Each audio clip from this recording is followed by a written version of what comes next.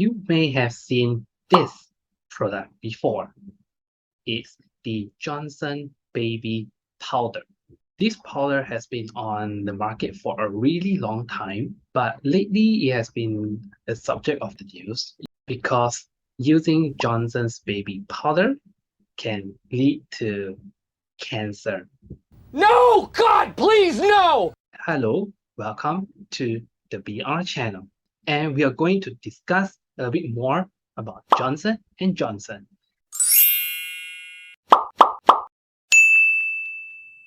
So the background story is that, well, the users of the Johnson Baby Powder, they have been using the product for a long time.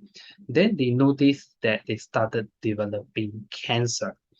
Then they attributed the cancer to the Johnson Baby Powder because they mentioned that in one of the key ingredients used in the baby powder, which is talcum or talc in short, it contains a element called asbestos, which can lead to cancer.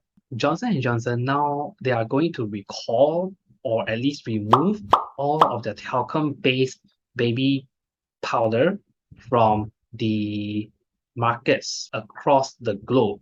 Of course, they already did that for US and Canada back in 2020. They're going to change from talcum into cornstarch, which is another ingredient that they can use to produce the baby powder.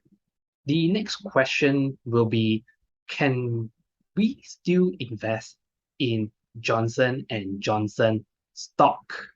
But of course, this video is not an investment advice. You should still do your own research if you want to invest in a particular stock.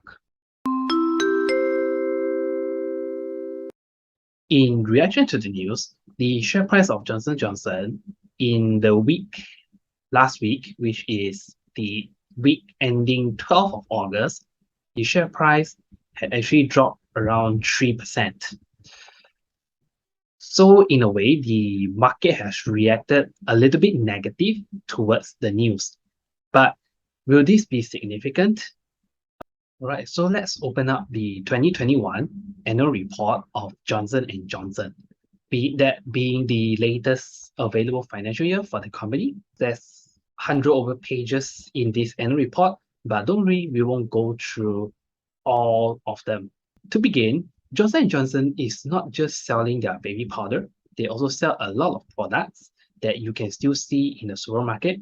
But actually, those that you can see on the supermarkets are just a tiny fraction of whatever they make.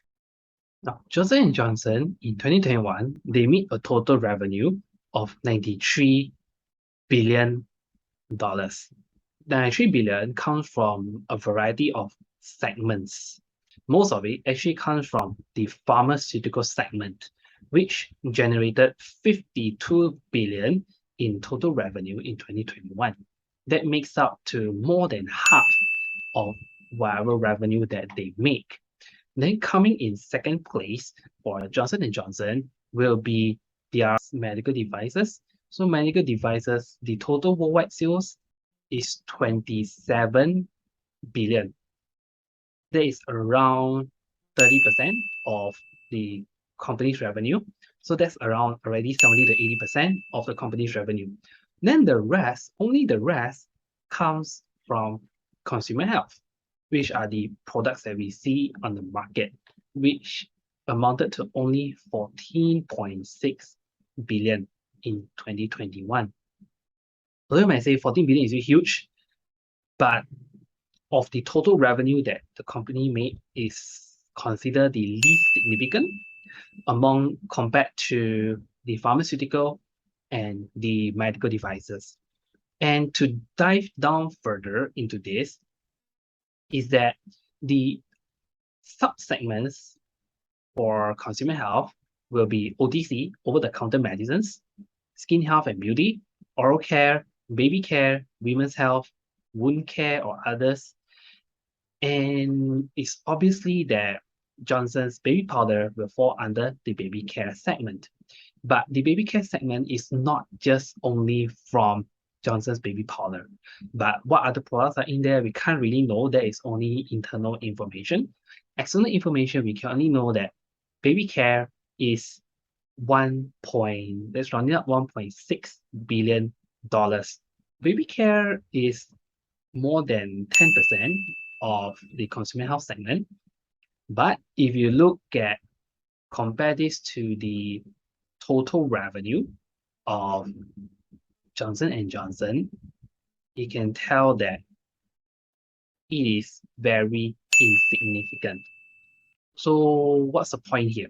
Baby care is only a small, very insignificant part of Johnson & Johnson. So even if Johnson & Johnson decide not to sell any baby products anymore, it won't affect much. And another important point is that is just revenue. How about the profitability? Well, Johnson & Johnson does disclose its profitability, but only on a very high level instead of going into sub-segments. But if you look at the key segments, is that the largest profit maker is still pharmaceutical. Then the second is come from medical devices. Then consumer health is the smallest segment in terms of profit for Johnson & Johnson. So even if the entire consumer health is not there, there's still over 20 billion in profits. And we don't really know how much is baby care from this. There's no other information. But you can pretty much guess is that it will be very, very small compared to the entire company. So what's the point that I'm trying to make? Baby care products, or if you want to be specific, Johnson's baby powder is actually not significant to Johnson & Johnson as a whole. So even if they're gonna be some, say, product recalls, disposal products, they have to find new suppliers to produce new Johnson baby products. But even with all that happening, it's still not significant as long as the company still has its pharmaceutical and it still has its medical devices. These are the two largest segments that the company have. So I wouldn't worry too much about the baby powder segment of Johnson & Johnson. So yeah, that's pretty much it for this pretty short analysis. So what do you think about the condition of Johnson & Johnson? Do you think that Johnson & Johnson will still be a good investment choice? Well, I leave that answer to you, and you can put your views in the comments below. And remember to click the subscribe button so you will know when I release a new video. And with that, thank you.